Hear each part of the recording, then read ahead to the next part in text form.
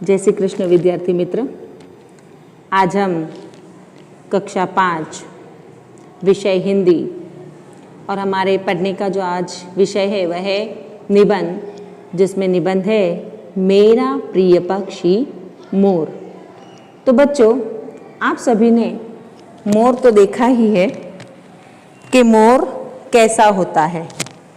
मोर जो है वह रंग बिरंगी पंखों वाला, बहुत ही सुंदर दिखने वाला, थई थई नाच करने वाला यह मोर जो है पक्षियों का राजा जिसे हम कहते हैं मोर, हमारा राष्ट्रीय पक्षी जिसे हम कहते हैं वह है मोर।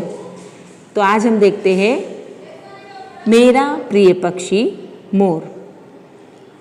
तो पक्षियों में मोर सबसे सुंदर होता है। इसकी नीली और लंबी गर्दन पर कलगी होती है कि मोर जो है वह सबसे सुंदर पक्षी है। यह पक्षी की गर्दन जो है वह नीली होती है और उस गर्दन पर लंबी, सर पर कलगी होती है और उसकी गर्दन लंबी होती है।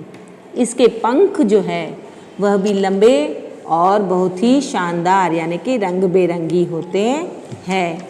इसकी आवाज़ मधुर होती है। उसकी आवाज़ कैसी होती है? मधुर, एकदम मधुर। जो बारिश के दिनों में, वर्षा के दिनों में जो है वह म्याऊं म्याऊं कहकर क्या कहता है? बारिश को ज़मीन पर बुलाता है, उसे ज़मीन पर उतरने के लिए निमंत्रित करता है। इसकी आवाज़ मधुर है।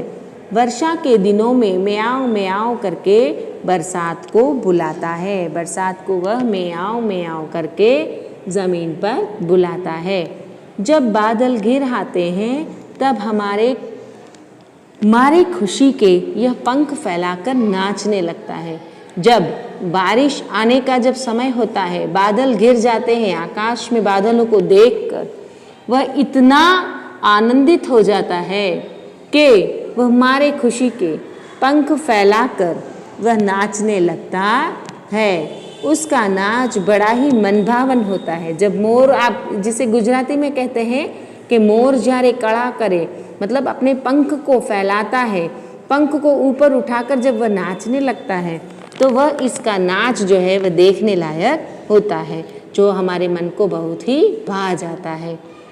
मोर पेड़ पर रहता है। मोर कहाँ रहता है? पेड़ पर रहता है और खेत खलिहानों में भी घूमता। अब मोर जो है वह हमें कहाँ ज़्यादातर दिखाई देता है? जहाँ पर हरियाली होती है, वनस्पति होती है, पेड़ पौधे ज़्यादा होते हैं, वहाँ पर हमें मोर दिखाई देता है। अक्सर बाग और जंगल में यह पाया जाता है और यह अनाज और कीड़े मकोड़े खाता है। मोर क्या खाता है? अनाज और छोटे छोटे कीड़े मकोड़े जो धूल मिट्टी में खेतों में मिले हुए होते हैं, उन खेतों में से उन्हें ढूंढ कर वह खाता है। मोर जो है वह सांप का दुश्मन भी है। अब बच्चों, यह मोर पंख जो है, आपको पता होगा कि श्री कृष्ण भगवान जो है वह मोर का पंख जो है अपने सर पर लगाते थे। तो ऐसा कहा जाता है किसी पौराणिक कथा के अनुसार कि श्री कृष्ण भगवान जो है उन्हें सर्प दोष था। तो यह सर्प दोष होने के कारण उनकी माता यशोदा जो है वह हमेशा अपने पुत्र की रक्षा के लिए उनके सर पर जो है वह मोर पंख लगाया करती थी, जिससे उनका यह दोष दूर होता है। तो जिसे सर्प दोष होता है तो उसे मोर पंख लगाना बहुत ही फायदेमंद होता है। तो मोर के पंख का फायदा यह भी है, और दूसरी बात कि मोर पंख जो है वह सभी बच्चे जो है वह क्या करते हैं? अपनी पुस्तक में रखते हैं। अब यह रखने का क्या कारण होता है कि मोर पंख आपको अच्छा लगता है इसीलिए आप उसे अपनी नोटबुक में रखते हैं, या इसका और कोई कारण है? अगर पता है तो ठीक है, और नहीं पता है तो यह जानिए कि शायद आपको यह वीडियो देखने के बाद शायद कुछ एक अजीब जानकारी जानने को मिले कि मोर पंख जो है उसे अपनी पुस्तक या नोटबुक में रखने से आपको आपकी पढ़ाई की ओर आपका ध्यान केंद्रित होता है। अगर आपको पढ़ाई में रुचि नहीं है तो मोर पंख अपने पुस्तक में रखने से आपका ध्यान जो है आपके अभ्यास में ज़्यादा लगता है। तो यह एक भी कारण है कि जिसके लिए हम मोर पंख जो है वह अपनी नोटबुक में रखते हैं। तो मोर पंख से रंग बेरंगी पंखे, मुकुट और सजावट की जो चीज़ें होती है वह हम उससे बनाते हैं।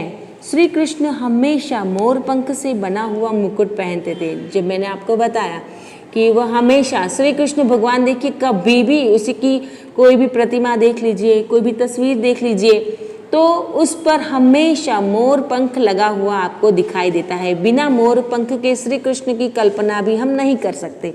और उनकी माताजी, श्री कृष्ण को मोर पंख बहुत प्रिय था और उनकी माताजी जब उन्हें तैयार करती थी तो बिना मोर पंख के उन्हें तैयार करती ही नहीं थी, वह मोर पंख अवश्य अचूक उन्हें लगाया करती थी। तो इस तरह से मोर पंख का महत्व जो है यह है। बच्चों को मोर पंख बहुत प्रिय लगते हैं, वे अपनी किताबों में उन्हें संभाल कर रखते हैं।